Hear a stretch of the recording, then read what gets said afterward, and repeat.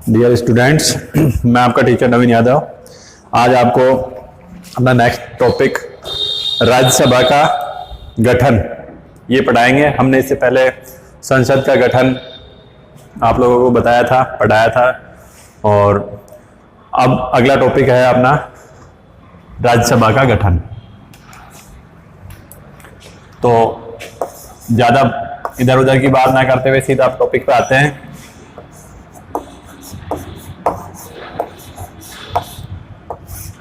राज्यसभा का गठन, ठीक है।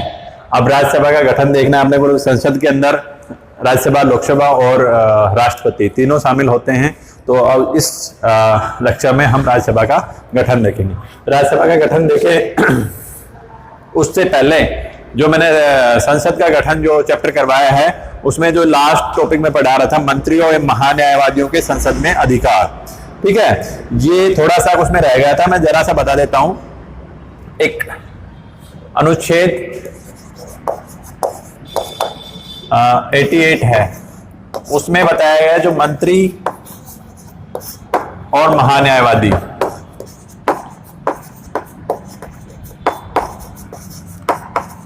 ये दो ऐसे व्यक्ति हैं जो संसद की कार्रवाई में तो भाग लेते हैं, संसद की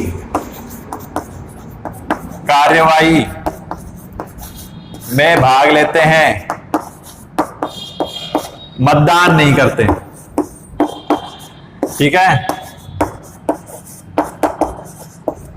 क्यों? क्योंकि ये संसद का सदस्य नहीं होता महान्यायवादी।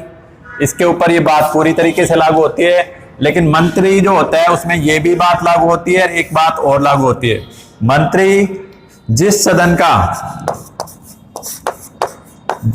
का सदस्य है, जिस सदन का सदस्य है उसमें मतदान कर सकता है, यानी कोई उसमें मतदान कर सकता है। यानी मंत्री जो होता है वो जिस भी सदन का, अगर राज्यसभा का है तो राज्यसभा में मतदान कर सकता है, अगर लोकसभा का है तो लोकसभा में मतदान कर सकता है, दूसरे सदन में मतदान नहीं कर सकता। तो ये हमारी छोटी सी बात उसमें रह गई थी, लास्ट में टेक्निकल समस्या कुछ आ गई थी जिसकी वजह से ये इतनी सारी बातें संसद के गठन का जो लास्ट मिनट्स थे उसमें नहीं आ पाई। तो इसको मैंने आपको अभी समझा दिया है, तो इसको नोट डाउन कर लीजिए और ये राज्यसभा का टॉपिक देखते हैं।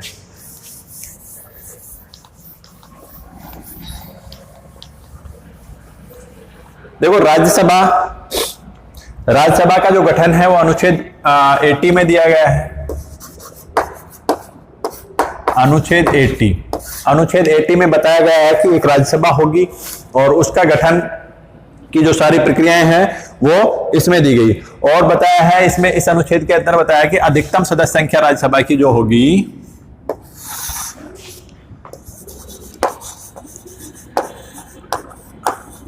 अधिकतम जो सदस्य होंगे राज्यसभा के वो होंगे 250, ठीक है। इनमें से 238 निर्वाचित होंगे, 238 निर्वाचित होंगे प्लस 12 मनोनीत होंगे। इस तरह अधिकतम संख्या इतनी हो सकती है। लेकिन वर्तमान में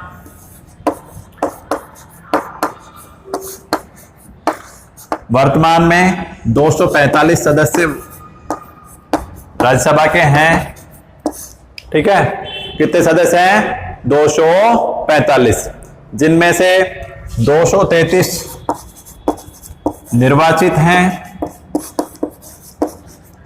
और प्लस 12 मनोनीत हैं, ठीक है। अब दूसरी बात आती है, ये तो सदस्यों की बात आ गई, ठीक है। अधिकतम इतने हो सकते हैं, वर्तमान में इतने। इसके अलावा एक और बात कही गई है कि जो ये मनोनीत सदस्य होंगे, कौन?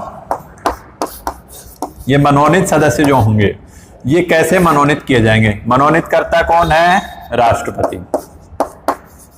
कौन करता है? राष्ट्रपति। किस आधार पे करेगा? इसमें है समाज सेवा,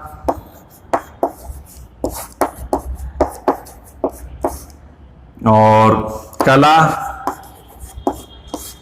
साहित्य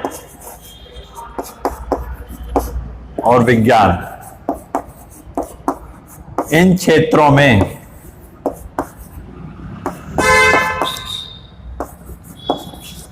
ख्याति प्राप्त व्यक्ति। देखो मैं फटाफट लिख रहा हूं, थोड़ा जल्दी लिख रहा हूं क्योंकि वीडियो लंबे ना करके आपको जल्दी से ये मैटर दिया जाए। मनोनीत सदस्य होंगे, कौन मनोनीत करेगा? राष्ट्रपति करेगा। किसको करेगा? इन 5 क्षेत्रों में, यदि यानी या तो समाज सेवा में उसका बहुत बड़ा योगदान हो, या कला के क्षेत्र में, या साहित्य के क्षेत्र में, या विज्ञान के क्षेत्र में अगर बहुत बड़े योगदान रखते हो। जैसे हमारे उस समय हरिवंश राय बच्चन, जो अपने अमिताभ बच्चन के पिताजी हैं, अब तो स्वर्गवास हो चुका है, लेकिन जब वो थे उनके साहित्य में बड़ा योगदान था, है ना। तो उनको किसमें मनोनीत किया गया? 12 सदस्यों में मनोनीत किया गया। और भी राष्ट्रकवि दिनकर है, उनको भी साहित्य में उनके योगदान की वजह से राज्यसभा में मनोनीत किया। खेल जगत कला में आता है, जैसे सचिन तेंदुलकर है, उसको भी राज्यसभा में मनोनीत किया गया। कला के क्षेत्र से ही मनोरंजन, टीवी या सिनेमा के अंदर जो रेखा कुमारी जो हैं, वो टीवी जो अपने एक्ट्रेस हैं, उनको भी कला के क्षेत्र में विशेष मानते हुए मनोनीत किया गया। तो इस तरीके से राज्यसभा का गठन होगा। अब ये बात आती है कि राज्यसभा से सदस्य कितने जाते हैं। देखो, सबसे ज्यादा राज्यसभा में सदस्य राज्यों से जाते हैं। और किस राज्य के जाते हैं? यूपी के 31 सदस्य जाते हैं। राजस्थान से 10 सदस्य जाते हैं।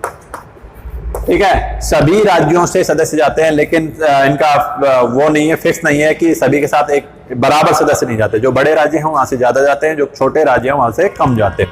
दूसरी बात कि 2 ऐसे केंद्र शासित प्रदेश हैं जहां विधानसभाएं कार्यरत है, जहां मुख्यमंत्री भी है, तो उनमें से वहां से भी राज्यसभा में सदस्य निर्वाचित होते हैं। सिर्फ 2 केंद्र शासित प्रदेश है, बाकी केंद्र शासित प्रदेशों में विधानसभाएं नहीं है, वहां से कोई सदस्य नहीं जाता। तो 2 केंद्र शासित प्रदेश हैं,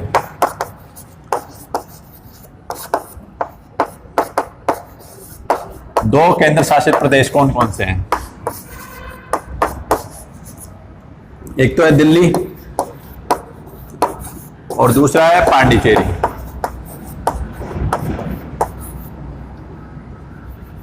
दिल्ली और पांडिचेरी।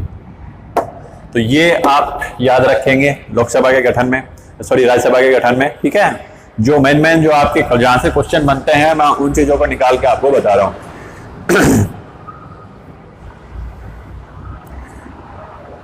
अब ये राज्यसभा के सदस्यों का निर्वाचन कैसे होता है? राज्यसभा के सदस्य कैसे चुने जाते हैं? कौन कैसे वोट पड़ते हैं इनके, जरा उसको भी देख लेते हैं।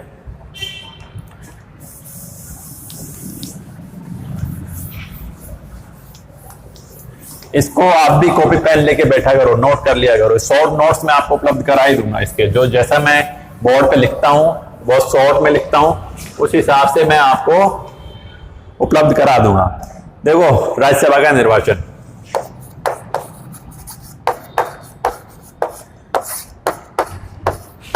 राज्यसभा सदस्यों का निर्वाचन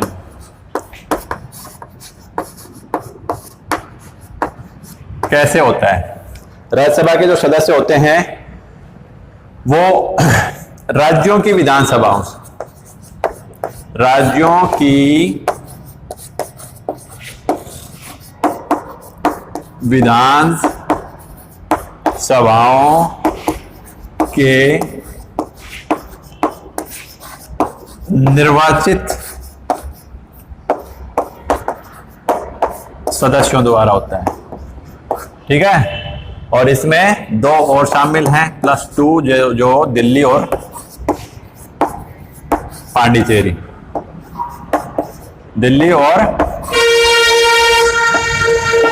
पांडिचेरी भी इसमें शामिल है। ठीक है, इनके विधानसभा जो हैं उनके निर्वाचित सदस्य इसमें वोट डालेंगे, यानी कि सामान्य जनता को इसमें वोट डालने का अधिकार नहीं है।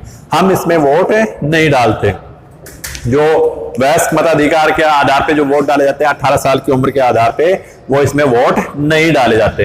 तो ये जो हमारा चुनाव है ये अप्रत्यक्ष चुनाव है। अप्रत्यक्ष चुनाव, अप्रत्यक्ष चुनाव का मतलब यह है कि इसके अंदर वोट जनता नहीं दे रही, जनता के चुने हुए प्रतिनिधि जाते हैं विधानसभाओं में और वो प्रतिनिधि देते हैं वोट। तो ये वोटिंग का जो टाइप हो गया, ये हो गया अप्रत्यक्ष। और एक पद्धति है, उस पद्धति का नाम है आनुपातिक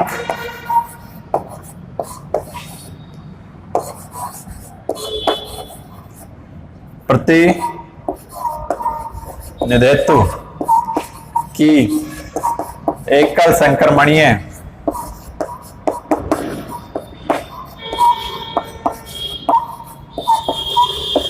मत पद्धति द्वारा इसका इलेक्शन होता है। आनुपातिक मतलब वोटों को अनुपात के आधार पर राज्यसभा के सदस्यों का निर्वाचन किया जाता है। एकल संक्रमणीय का मतलब होता है कि हम वोट इस आधार पर देते हैं, ऐसा नहीं चलता कि एक का बटन दबा दिया किसको दे दिया, हम वोट इस आधार पर देते हैं, सूची बनाते हैं कि 1 नंबर की मेरी पसंद का उम्मीदवार ये है, 2 नंबर की का ये है, 3 नंबर की ये है, 4 नंबर की। अगर 5 कैंडिडेट खड़े हुए हैं तो हम पांचों का नंबर डिसाइड करते हैं कि पहली पसंद मेरी ये है, दूसरी पसंद ये है, तो उसको कहते हैं एकल संक्रमणीय मत पद्धति। तो ये राज्यसभा का निर्वाचन होगा। जो राज्यसभा की जो अवधि है, राज्यसभा की अवधि, राज्यसभा की अवधि होती है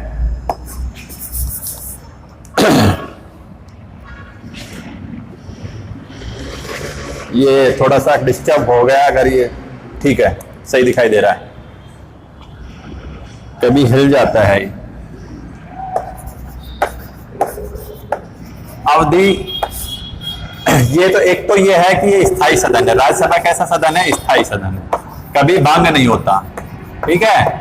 और इसके सदस्य हैं वो 6 साल के लिए कार्य करते हैं, 6 साल के लिए। संविधान में उल्लेख नहीं है पर इसमें ये 6 साल जो दे रखे हैं, इसको संविधान में नहीं लिखा, संविधान में नहीं है ये, ठीक है। इसके अलावा अच्छा कहाँ है? एक जनप्रतिनिधित्व अधिनियम बना है,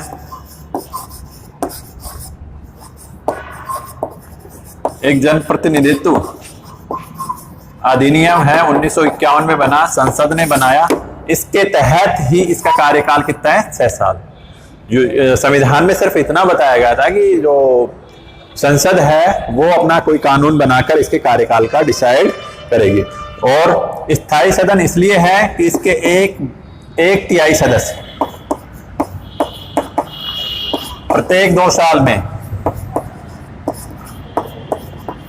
प्रत्येक 2 साल में इससे सेवानिवृत्त होते हैं और नए सदस्य आते हैं। प्रत्येक 2 साल में निकलते रहते हैं, कुछ 1 तिहाई सदस्य निकलते गए और दूसरे आते रह गए। तो इस प्रकार से जैसे तुम्हारे ऐसा नहीं है, कभी कभी जैसे तुम्हारा होता है ना 11वीं क्लास 12वीं क्लास पास कर गई, 11वीं क्लास आई नहीं और वो क्लास खाली रहेगी, यानी भंग हो जाएगी। ऐसी राज्यसभा कभी भंग नहीं होती, उसमें हमेशा संख्या बनी रहती है। अगला आता है राज्यसभा के पदाधिकारी। राज्यसभा के पदाधिकारी कौन कौन होते हैं? पदाधिकारी यानी उसमें एक होता है राज्यसभा का सभापति, और सभापति का काम करता है, राज्यसभा के सभापति का काम करता है अपना उपराष्ट्रपति। तो उसको बोलते हैं पदेन सभापति। क्यों? क्योंकि होता तो क्या है उपराष्ट्रपति, लेकिन काम किसे कर रहा है? पदेन सभापति, इसलिए उसको बोलते हैं पदेन सभापति। पदेन सभापति कौन होता है? उपराष्ट्रपति।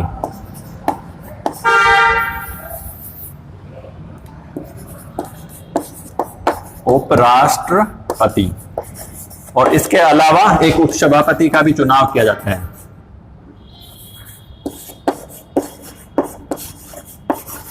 एक उपसभापति का भी ये अपने सदस्यों में से चुनाव करते हैं। अच्छा, दूसरी बात ये ध्यान रखना कि जो उपराष्ट्रपति होता है वो राज्यसभा का सदस्य नहीं होता, वो तो सिर्फ सभापतित्व करने के लिए यहाँ पे आता है, वो इसका कोई सभापति नहीं होता। यानी पदेन सभापति की जो अनुपस्थिति रहेगा तो उपसभापति इसका कार्य संभाल लेगा।